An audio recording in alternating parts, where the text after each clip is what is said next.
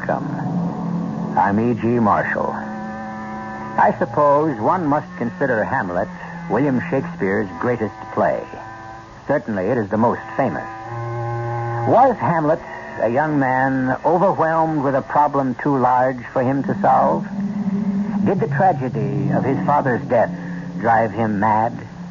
Or was he a politician who played for time and by accident lost not only the game, but his life?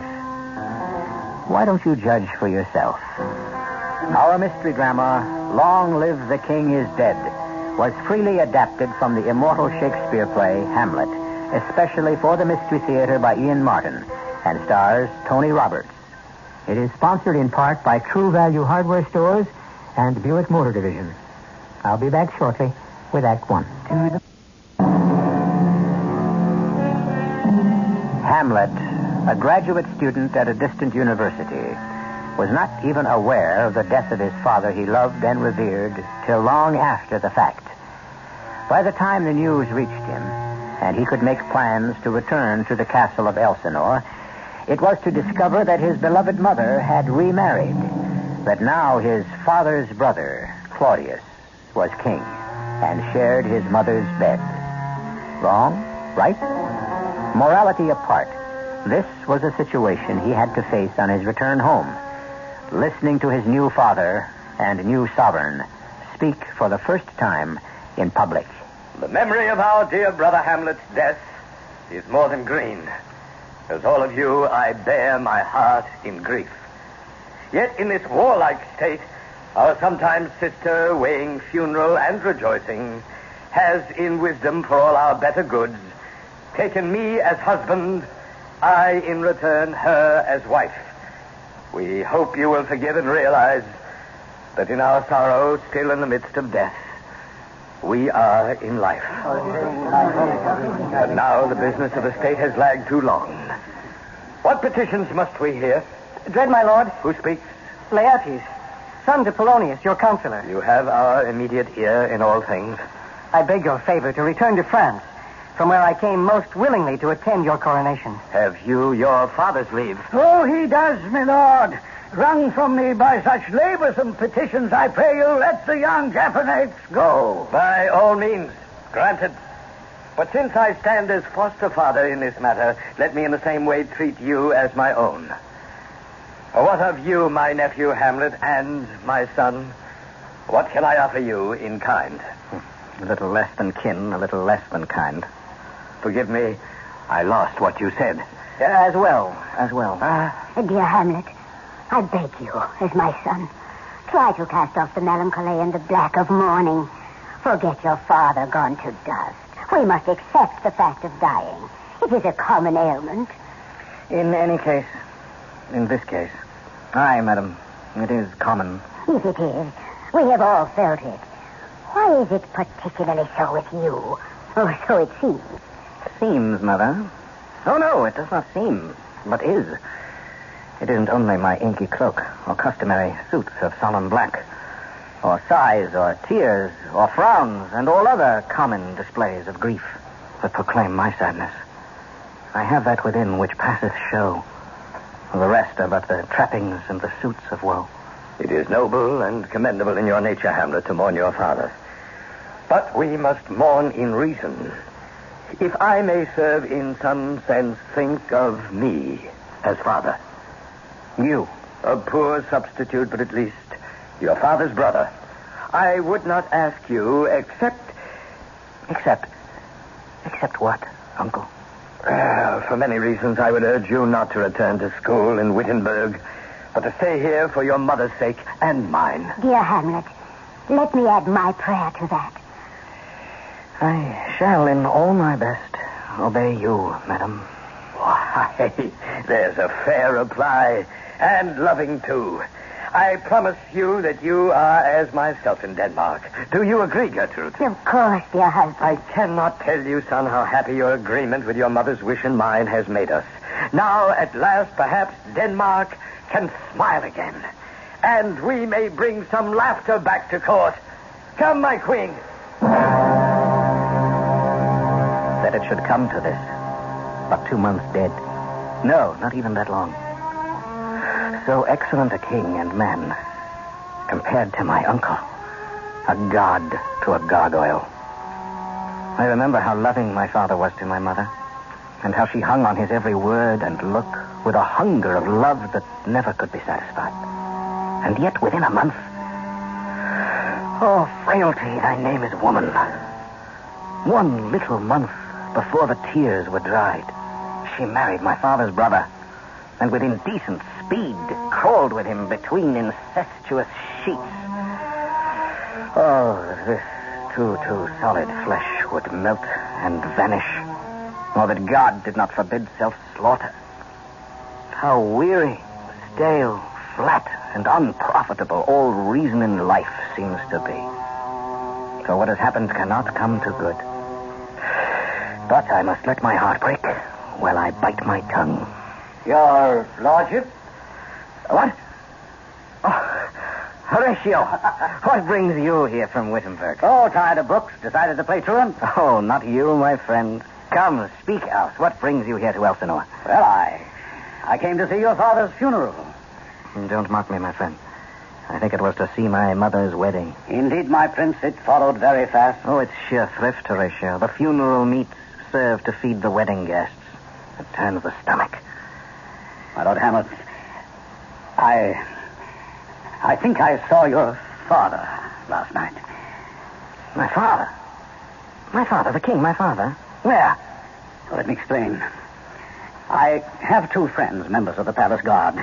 Standing their watch some nights after your father had been at last laid to rest, they were, both of them, shaken and terrified by the appearance of the figure on the battlements, armed head to foot, who did not speak, but seemed in some dumb fashion to implore their help.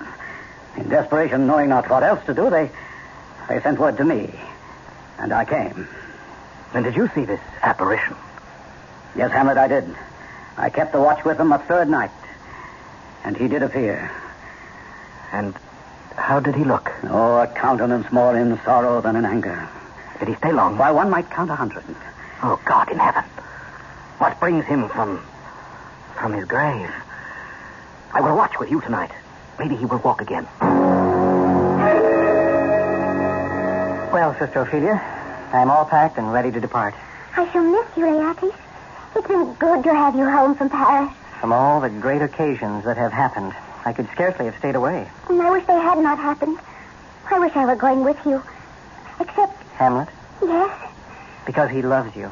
We have exchanged vows which bind us. My little sister, do not put too much faith in princes. I will not let you put a slur on Hamlet's name. My dear sweet one, I have no doubt that Hamlet, even in his grief, may love you now.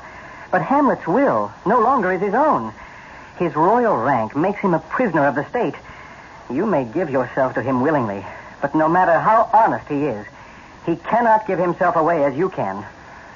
Ophelia. Yes, Laertes. I speak only to keep you from being hurt. And I have stayed too long, for here my father comes. Halt, still here, Laertes. Aboard. Your ship is ready to sail. Oh, there then, my boy, my blessing with you. I thank you, Father. Now, just these few precepts for your guidance. Rein in your tongue, be familiar, but never vulgar. If you have friends, and they are tried and true, grapple them to you with hooks of steel, but waste not too much time on new companions until they prove their worth. If I am to go, Father... Stay out of fights. But if you get in one, make sure you make the opponent rue it. Listen to everyone, talk to few, let others sneer, but reserve your own judgment. Yes, Father, the ship is waiting. Above all, to your own self be true. And it must follow as the night today. You cannot then be false to any man. I will obey, Dear but... Father, you said the ship was I sailing. urge you also to... Oh, yes, the ship, of course, my boy, of course. Farewell, then, and my blessing. I humbly take my leave, Father. Well, go now, go. Goodbye, Ophelia. Remember what I said. Locked in my memory, and only you have the key. Goodbye, dear brother. Godspeed, you boy. Yeah. Now, where were we? I think you were about to make a speech. No speech, to the point. What is it between you and young Lord Hamlet? He has of late offered me much affection. Affection? Oh, fool. Do you believe his offers? I do not know, Father, what I should think. You're a baby if you think a young man is to be trusted. He has offered me his love in only honorable fashion. Springes to catch woodcock, a trap for a pretty bird. When the blood burns, it lends the tongue vows. Now, do not trust his vows. I order you from this time forth, Ophelia, to avoid meeting him or seeing him alone. The air bites at the bones, Horatio. It is very cold. Aye, colder even than the wind. What's the hour? It just struck 12. I didn't hear it. This is the time when the ghost will walk. Look, my lord. The spectre comes. Angels and ministers of grace defend us. Are you my father? King. Royal Dane. Oh, answer me. He beckons you to go with it. I'll follow. No, you cannot go. Unhand me, friend or not, I'll make a ghost of you. Lead on, spirit. I'll follow you.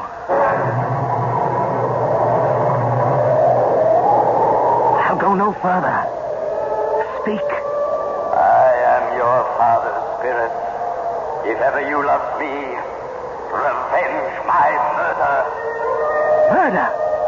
Oh, my prophetic soul. My uncle. My custom, you remember, was to rest by afternoon in the garden shade. While sleeping there, my loving brother stole upon me, poured the lethal hebanon in my ear. In one convulsive gasp, the poison strangled the breath of life and stilled my heart.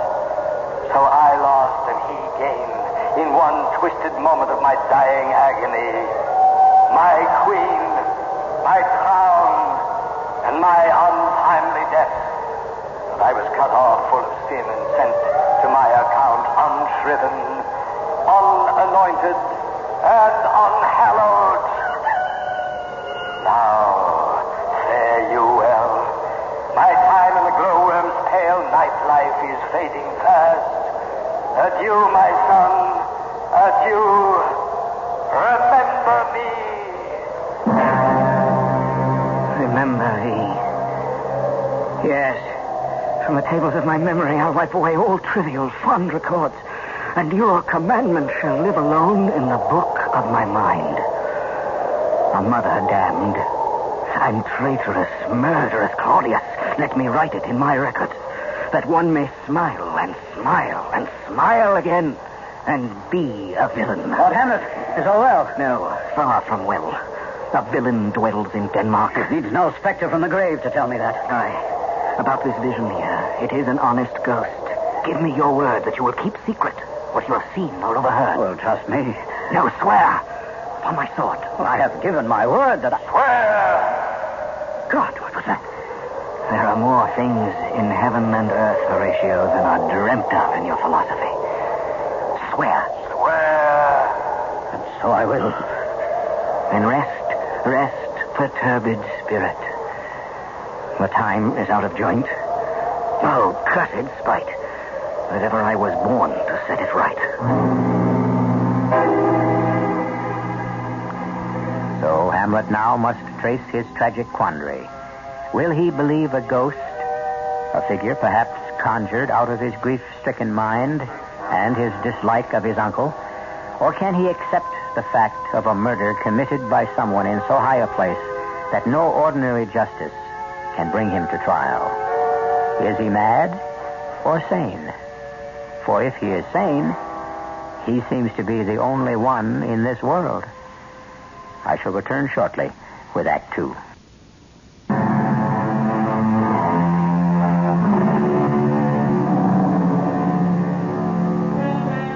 Hamlet is not the only one assailed by doubts.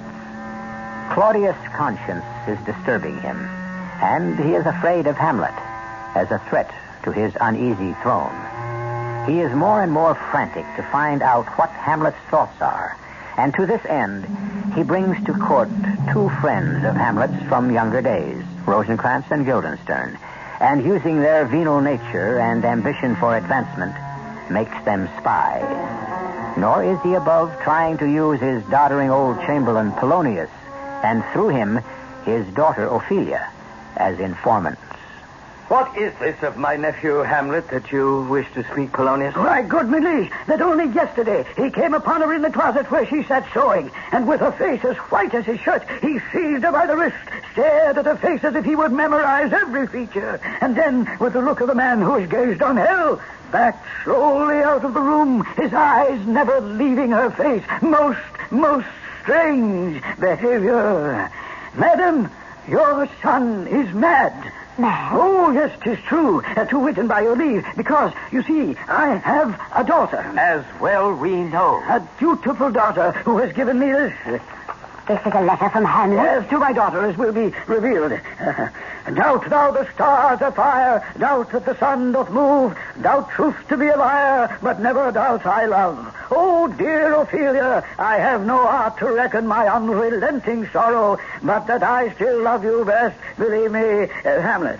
Now, this letter from Obedience my daughter showed me. And how does she receive his love? Oh, Lord Hamlet is a prince above her station. Thus she must lock herself away from him, refuse his company, receive no token. And do you think this has driven him mad, How can we try this further? My lord, may I suggest we could arrange a meeting between my daughter and him, while you and I, or madam, might hide behind the tapestry that drapes the wall. By God, we'll try it. My poor sad son approaches. Then we can make a first assessment. Now, quickly, your majesties, hide yourselves away, and let me intercept him. Come quickly, Gertrude. Well, God of mercy, look who's here. Oh, you know he's I. Oh, very well. You sell fish. Not I. Oh, it's a pity. I wish you were so honorable a man. Have you a daughter? I have. Oh, keep her out of the sun.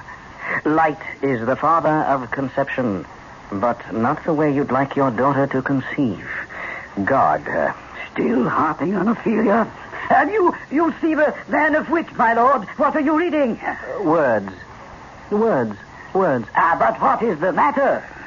Between whom? I mean, what is the subject of what you read? Oh, slanders, sir. For here this satirist says that old men have wrinkled faces, a lack of wit, and woefully weak legs, which is not fair, you see, since you could be as old as I am if, like a crab, you could go backwards. No, this is madness. There is method in it. Will you walk with me into the air, my lord? Into my grave? Yes, indeed, that is out of the air. But my lord, may I most humbly take my leave of you? You cannot, sir, take from me anything I will more willingly part with. Except my life. Fare you well, Lord Hamlet. To be or not to be, that is the question. Whether it is better in the mind to suffer, or end a sea of problems by the sleep of death. To die. To sleep. Aye, there's the flaw. For in that sleep, when we have shuffled off this mortal shell, the dreams that threaten to haunt our peace forever must give us pause. Thus conscience makes cowards of us all, and makes us bear the ills we have, afraid of others we cannot know, nor dare to risk. Oh, God. Here comes Ophelia. I cannot drag her down with me. Ah, sweet one, in your prayers remember me, and all my sins. Hamlet, how do you feel today? I humbly thank you. Well. I have remembrances of yours I should return. Will you take them now? I loved you once. Indeed. You made me believe so. You should not have believed me. I would have taken you unwed, but that's desire. I loved you not. I was the more deceived. I thought... Get thee to a nunnery. Would you want me to make you a breeder of sinners? I beg you, sweet my lord. I am sick of womankind. God gives you one face and you make yourselves another. I will stand no more of it. You've driven me mad. I would proclaim as prince, there be no more marriages.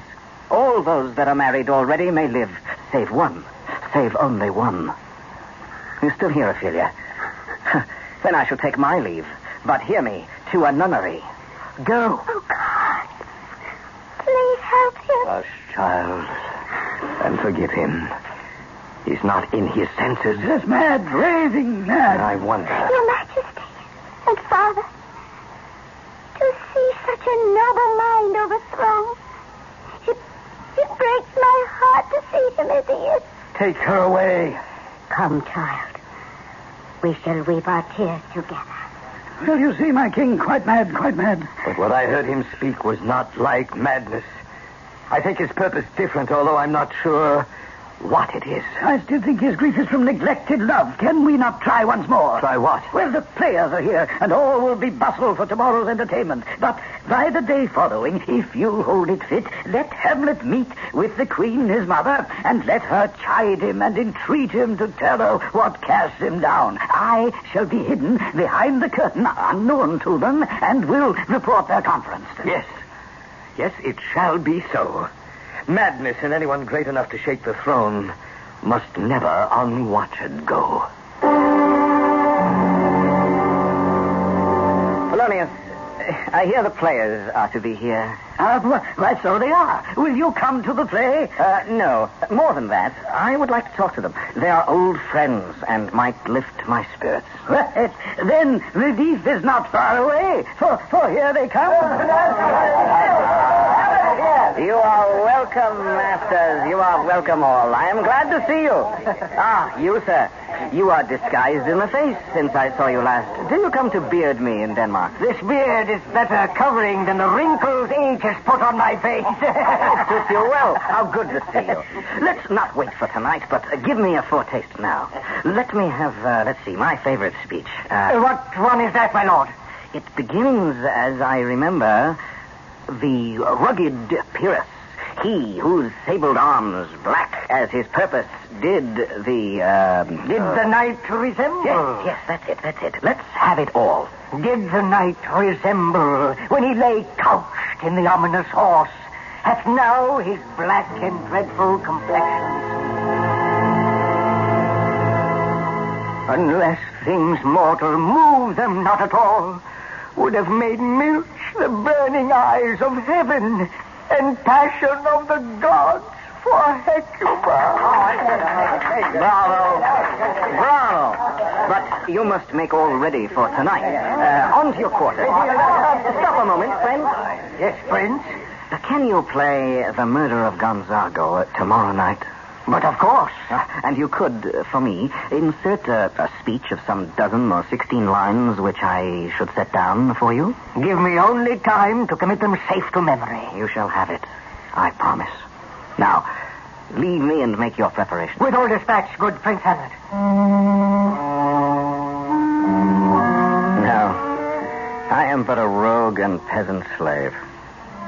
Is it not monstrous that this player here, all in a fiction, in a dream of passion, can create the emotion to distract himself to tears?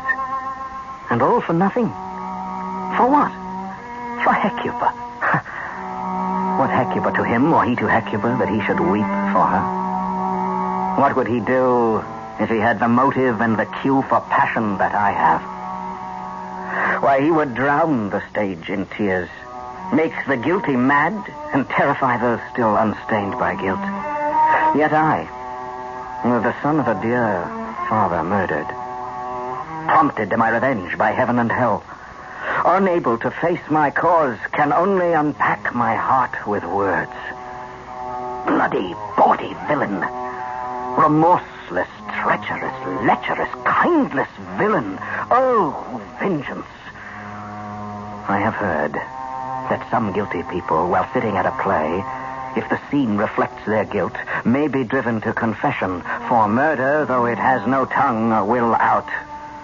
I'll have these players play something like the murder of my father before the king. I watch him like a hawk. And if he only blanches, then at last I'll know the truth.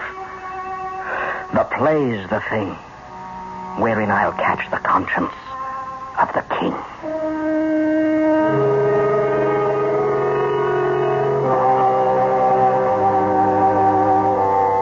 At last, it seems, young Hamlet has, in the words of Lady Macbeth, screwed his courage to the sticking point. But if this last proof of the murder of his father is presented to him, he still must face a terrible problem: how to exact his revenge. I shall return shortly with Act 3.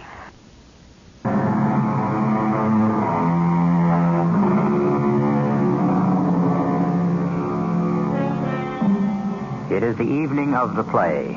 About the dais where the play will be performed are seated Ophelia, Polonius, Horatio, Rosencrantz, Guildenstern, and all the nobles of the court and their attendants. An expectant buzz fills the hall.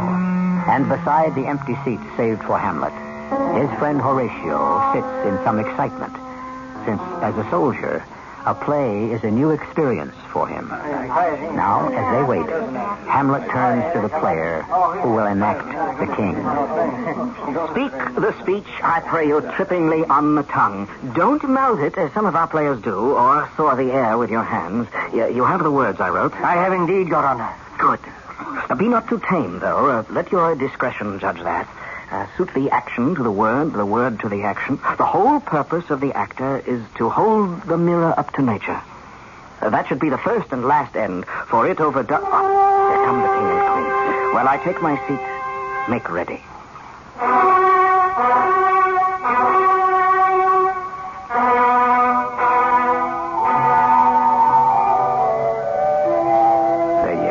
They do not speak. This is the pantomime. The prologue, which makes the statement of the play, Horatio. I am not well versed in understanding this art. What is the play called? The Mousetrap. What? Why, my king, 'tis an apt title. This is the image of a play done in Vienna. Gonzago is the duke, his wife Batista, and sure it's a knavish piece of work. Come, begin. The croaking raven doth bellow for revenge. The croaking raven doth bellow for revenge.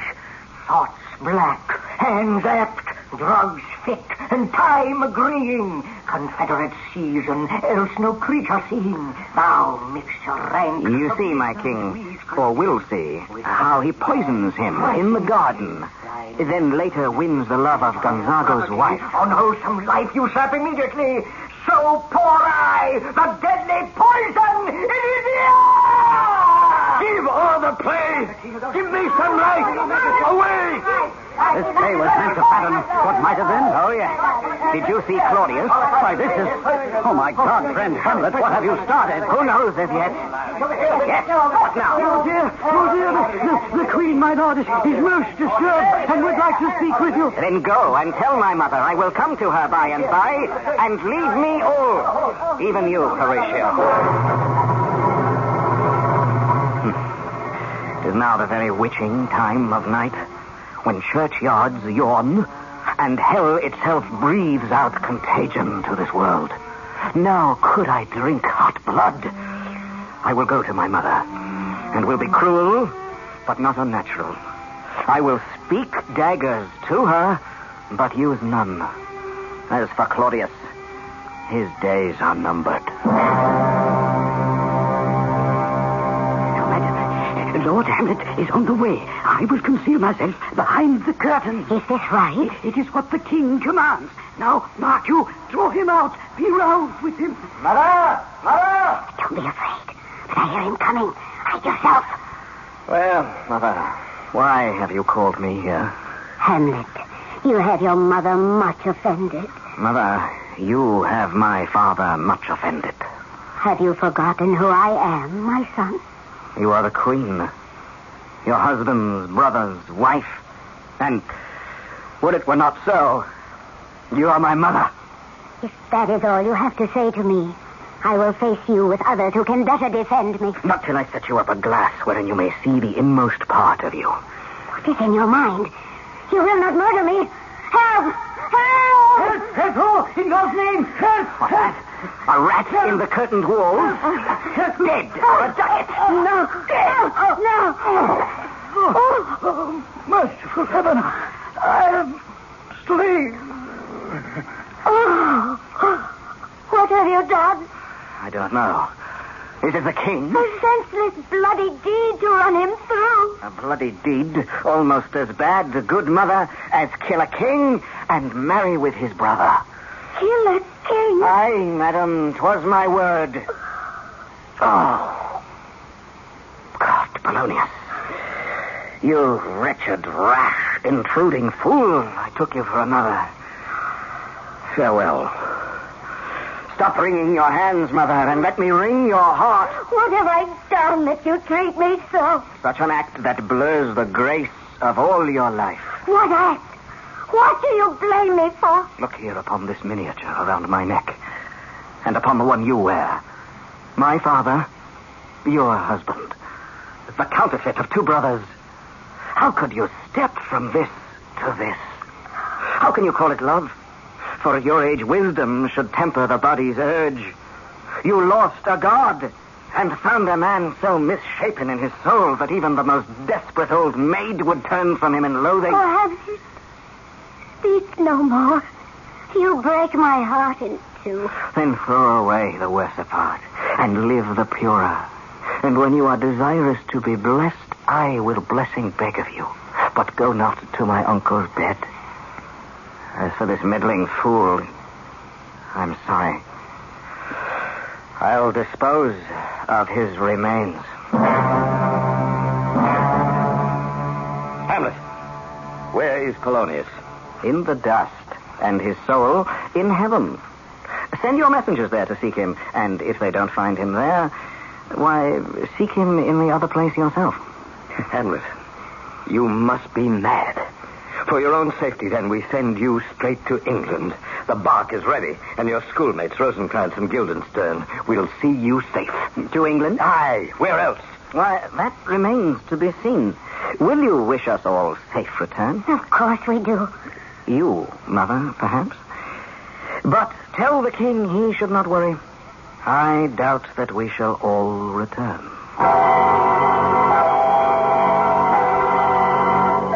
Ophelia mad? She came to you thus? It wrung my heart. Poor, pretty, lost little soul. Oh, the poison of grief springs from her father's death.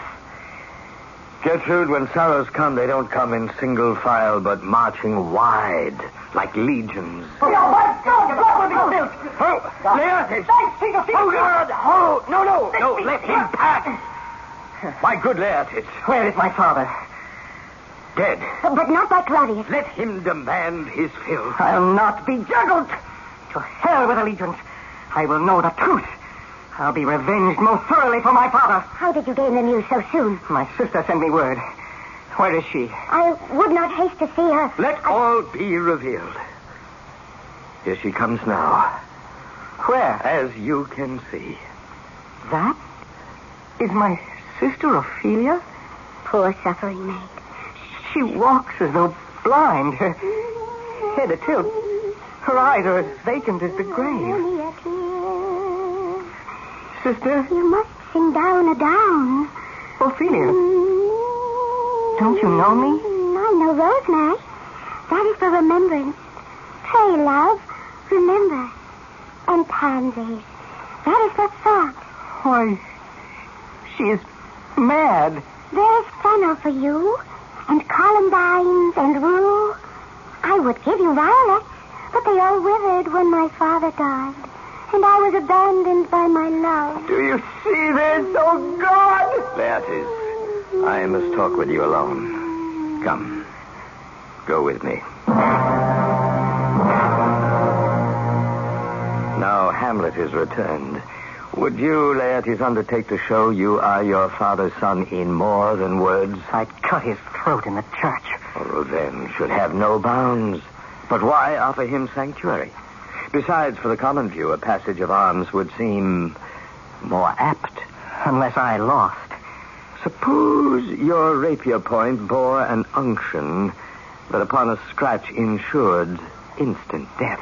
Since my father had no defense, I see no reason to offer him more. But trust me to shuffle the foils in such a way as they are presented that the poison blade will be safe in your hand. And yet, it seems a crime on crime. Excuse me. Yes, my sweet queen. What ails you? One woe upon another's heel must tread. Ophelia. Yes? What of my sister? Oh, give me Laertes to bring the news. But she is drowned. Drowned? Oh, God! Oh, no, Horatio. Not Ophelia. To return to Denmark still alive and find her dead. When is the funeral? Today, my Lord Hamlet. Then let us get there with all speed. No. Hold your filling of the grave till I have caught her once more in my arms. Whose grief can bear such emphasis? Her brother. And you, Hamlet, the Dane. the devil take your soul. He is mad, Laertes, mad. Why, who is mad? I loved Ophelia.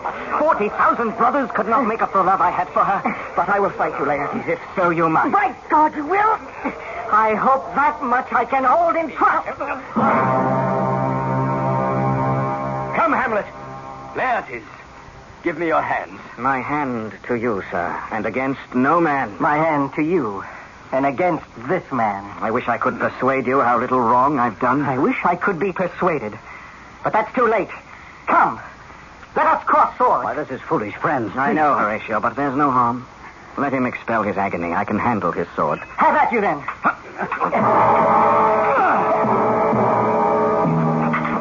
Here! A passable hit. Well, again. Stay. Let us drink. Hamlet, take this cup. To your health. I'll play the bout first. Then I'll drink to you, my son. Oh, no, Gertrude, no. What is it, Mother? Die, Myrtle, die. Your skill at swordplay shall not save you. A thrust in my back. Why, damn you. Double damn. I'll wrest that vicious sword from you and return treachery for treachery. Fear not. It's but a passing wound. Not with the poison rapier you took from my hand. Poisoned? Then we are both. Oh, what was in that draught I took? The draft I put by, but I can see it all now. He put the poison on my sword. And the poison in the drink. Oh. So, die, villain. Die! Oh, Hamlet. No. And if that's not enough, give me the cup. Open your mouth, tyrant. Swallow your own death potion. No. Hamlet, my prince, is it well with you? No, ill, Horatio. How is it with the others? The queen is dead. Laertes is fast upon. The king is writhing in his last agony. So be it. Now, at last, I die. Horatio, in this harsh world, draw your breath in pain to tell my story. The rest is silence.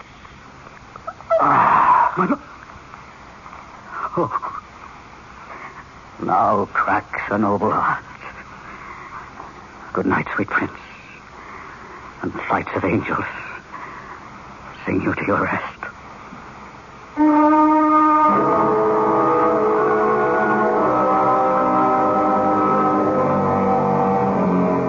So died Hamlet, Prince of Denmark.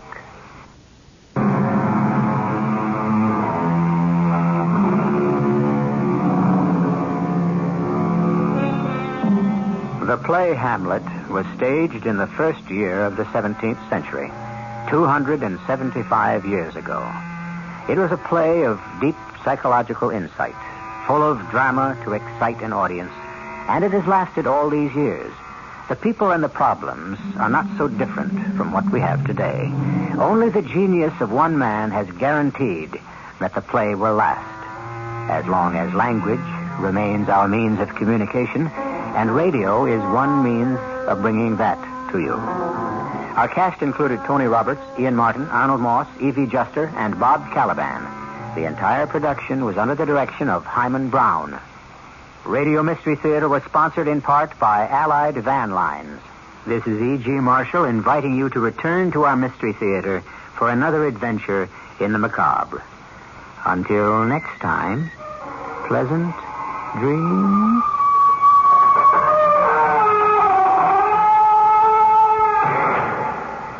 Tonight's Mystery Theater program is furnished by CBS Radio and was brought to you in part by ShopRite Supermarkets. Stay tuned now for the news at 8 with John Scott on WOR New York. The nation may have a record wheat and corn crop this year. Senator Mansfield tells Vice President Rockefeller to clear the air in his dispute with Senator Jackson. And Secretary of State Kissinger takes off for Africa. It's 61 degrees in clear mid-Manhattan. The man says clear and cool tonight with a low of 45 to 50. Sunny tomorrow with the highs in the upper 60s. This is...